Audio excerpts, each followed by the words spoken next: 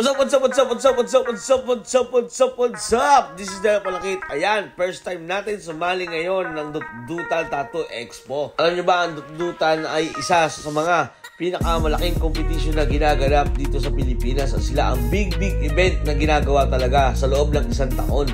At first time nga natin makakasali, kaya excited tayo. Nakikita ninyo, maraming lalahok ngayon at maraming tayong mga kaibigan ng mga tattoo artist na sasali dito. At syempre kasama natin ang mga ating kaibigan na sila Lloyd Lampaya, Kevin Linggan, at si Tantan Fowler at si Boy Maitnong at mga iba pang tattoo artist na malulupit sa Pilipinas. At syempre hindi makawala dyan ang aking grupo ng Philtag at ang One Collective Tattoo Studio. So mga member ko sa shop yan at ang mga artist ko sa shop ay lalahok din at sasali kami sa Tattoo of the Day na on the spot category. So marami kami magkakalaban na lalaro dyan. At syempre maraming salamat din sa model ko na napakatibay at hindi ako tinanggihan. Alam niyo ba, yung model ko ay isang OFW at itong araw na to ang aming on the spot at kinabukasan ay siya ay uuwi na ng Dubai. So nakakatuwa na pinagbigyan niya na tayo para lang tayo ay makasali talaga sa first time sa salihan nating event. Alam niyo ba, ang Dutdutan na ang isa sa mga pinakamasayang araw na naranasan ko ngayon kasi sa tagal ko nagtatattoo, hindi pa ako nakakasali ng Dutdutan. Maaring nagpupunta lang ako at nanunood, pero ngayon iba na.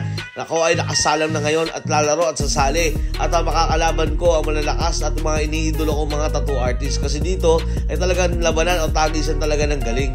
Pero syempre kahit kami ay magkakalaban sa tattoo competition, kami pa rin ay magkakaibigan talaga sa personal. Syempre talagang tunay na kalaban lang naman talaga natin dito ay ang ating mga sarili. Kailangan ipakita natin sa ating sarili na tayo ay talaga nag-i-improve at meron tayong mga lakas ng loob na sumali ng mga tattoo event.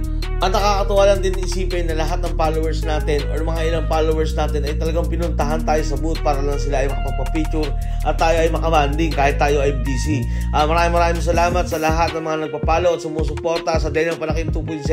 Na-appreciate ko yung mga bagay na ginagawa nyo sa akin kasi alam nyo ba na nararamdaman ko na ganoon na pala tayo kalawak ngayon at palawak pa tayo ng palawak. At marami pa tayong bagong nakikilala mga kaibigan at mga bagong nakakabanding pagdating sa mga tattoo event. At pinupuntahan din talaga nila tayo para lang makita ng personal.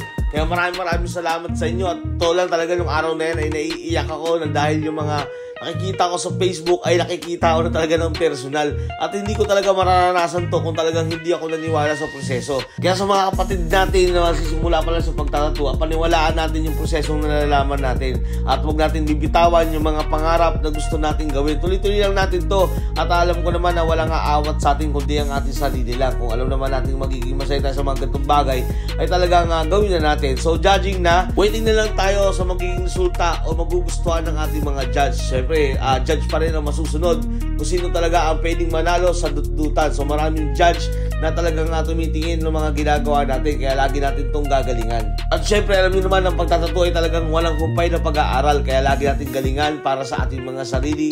Habang naghihintay tayo, tayo ay manood sa mga bandang iniidolo natin at mga rap artist. Sobrang saya sa pagpunta sa Dutdutan, kaya masusulit yun talaga yung araw na pagpunta nyo rito. So maraming salamat sa mga kaibigan natin na kapitsura natin dyan at nakabanding. So maraming salamat sa inyo dahil dyan talagang tumatama yung aking puso sa tuwing nakikita ko yung mga taong sumusuporta sa atin at mga naniniwala.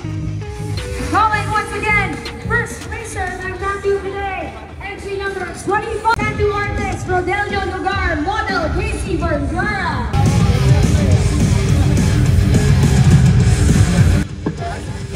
Congrats po sa inyo, congrats po.